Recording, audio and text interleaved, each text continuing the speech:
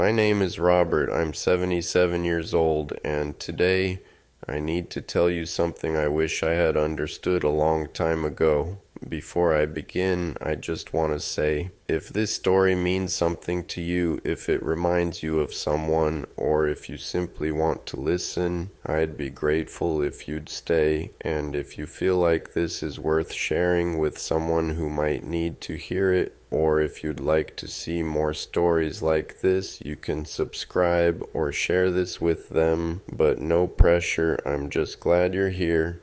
Now, let me tell you what I've learned the hard way. I spent most of my life counting, not money, not days. I counted wrongs.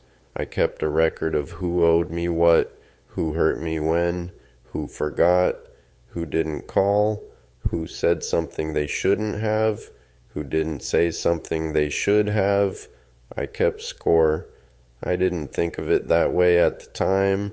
I thought I was just remembering, being honest, not letting people off the hook, but I was keeping score, and now I'm here, in a house that's too quiet, with a phone that doesn't ring, and a memory full of tallies that don't mean anything anymore. I grew up in a house where fairness mattered. My father used to say, "You don't let people walk all over you, Robert. You remember what they do." And I did. I remembered everything. When I was 12, my best friend Jimmy borrowed my bike and brought it back with a bent wheel. He said sorry, but I never forgot it. Even years later, when he needed help moving, I thought about that bike. I helped him, but I thought about it. When I was 19, my older brother forgot my birthday. He was busy with his new wife, his new life. I didn't say anything, but I wrote it down in my mind. He never knew, but I knew, and I held on to it. I got married when I was 26. Her name was Ellen. She was kind, patient, the kind of person who laughed easily and forgave faster than I thought was reasonable. I loved her, but I kept score with her too. When she forgot to pick up my dry cleaning, I remembered. When she snapped at me after a long day at work, I remembered. When she chose to visit her mother instead of coming to my office party, I remembered. I didn't yell, I didn't fight, I just kept it. In a part of my mind I didn't even know I was building. A ledger, her on one side, me on the other, and I made sure it stayed balanced. We had 2 kids, a son, Michael, a daughter, Claire. I loved them the way any father does, but I kept score with them too. When Michael was 16, he forgot Father's Day. He was with his friends. I didn't say anything, but I remembered when he asked to borrow the car the next week. When Claire went to college and didn't call for 3 weeks, I noticed. And when she finally did call, I was cold, not mean, just distant. She asked if I was okay. I said I was fine, but I wasn't fine. I was keeping score. Ellen used to say to me, "Robert, you hold on to things." I'd say, "I just remember." She'd say, "That's not the same as letting go." I didn't understand what she meant. I thought remembering was honest. I thought keeping track was fair. I thought that if I let things go, people would take advantage of me, that I'd be weak, that I'd lose something. But I didn't realize what I was actually losing. I didn't see it, not for a long time. When Michael was 28, he called me one night. It was late. I could hear something in his voice. He said, "Dad, I need to talk to you about something." I said, "What is it?" He said, I feel like I can't ever do enough. Like no matter what I do, you're keeping track of where I fall short." I didn't know what to say. I told him that wasn't true, but he said, "It is, Dad. I can feel it every time I visit, every time we talk. It's like you're waiting for me to mess up so you can add it to some list." I got defensive. I said he was being too sensitive, that I loved him, that I was proud of him, He said, "I know you love me, but I don't think you've forgiven me for anything I've ever done wrong."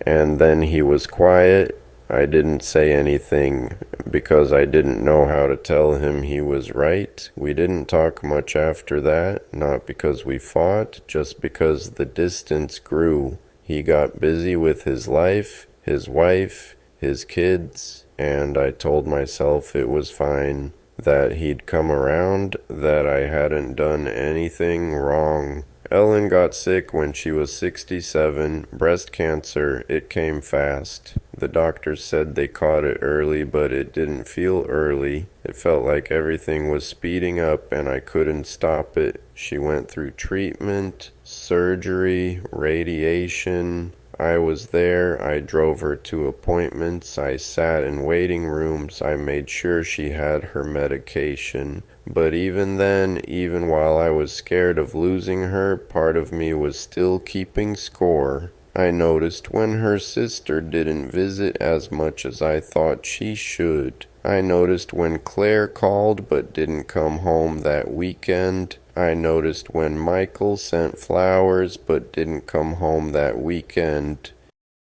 One night she looked at me and said, "Robert, I need you to let it go." I said, "Let what go?" She said, "All of it. Whatever you're carrying, I can see it in your face. You're angry at someone." I wasn't angry. I was just aware. I said, "I'm not angry." She said, "Then what are you?" I didn't answer. She closed her eyes and she said, "I don't want to leave you like this." She didn't leave me then. She made it through.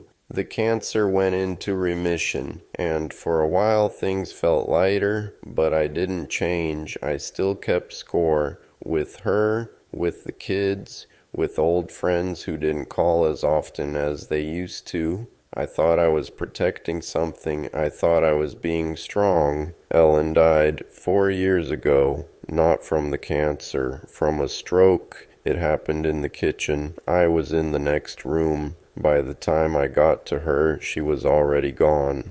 After the funeral, people came by. Michael, Claire, Ellen's family, old neighbors. They brought food. They said kind things, but I couldn't feel any of it. All I could think about was every time they hadn't shown up before, every missed call, every forgotten birthday, every time I thought they should have done more, and I realize now how insane that sounds. My wife had just died, and I was keeping score at her funeral. Claire tried. She called every week for a while. She invited me to visit, to meet her kids, to spend holidays with them. But I was cold, not on purpose. I just didn't know how to be any other way. One day she said, "Dad, I don't know what you want from me." I said, "I don't want anything." She said, "Then why does it feel like I'm always disappointing you?" I didn't answer, and after a while she stopped calling as much. Michael tried too. He came by once with his son, my grandson. I hadn't met him yet.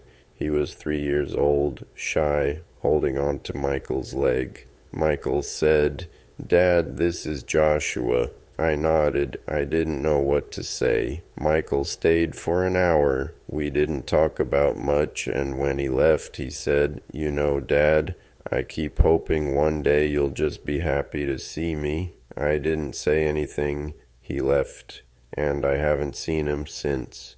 That was 2 years ago. I sit here now, in this house, and I think about all the things I kept track of, all the little wounds I wouldn't let heal, all the scorecards I kept in my head, and I realized something. I won. I kept score. I remembered every slight, every disappointment, every moment someone didn't show up the way I thought they should. I was right about all of it.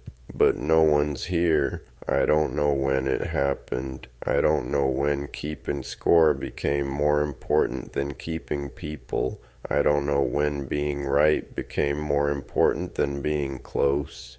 But it did. And now I'm 77, and the only thing I have left is a perfect memory of every time I was hurt, and no one to share it with. I think about Ellen sometimes, about what she said in the hospital. I don't want to leave you like this. I didn't understand what she meant, but I do now. She didn't want to leave me alone, not because I'd be lonely, but because she knew I'd do this. I'd keep counting, even after she was gone. I don't know if Michael will call. I don't know if Claire still thinks about me. I don't even know if they'd come if I asked, and I don't blame them, because I taught them that love had conditions, that closeness had a price, that I was always watching, always remembering, always keeping score, and now the game is over, and I'm the only one left. If you've made it this far, thank you for listening. I don't know why I'm saying this now. Maybe because I don't have much time left to say it. Maybe because I hope someone hears it and does something different. I don't know. But if you're keeping score with someone you love, I'll just say this. You might be right. You might remember everything, but one day you'll be the only one left who does, and it won't matter anymore. Take care.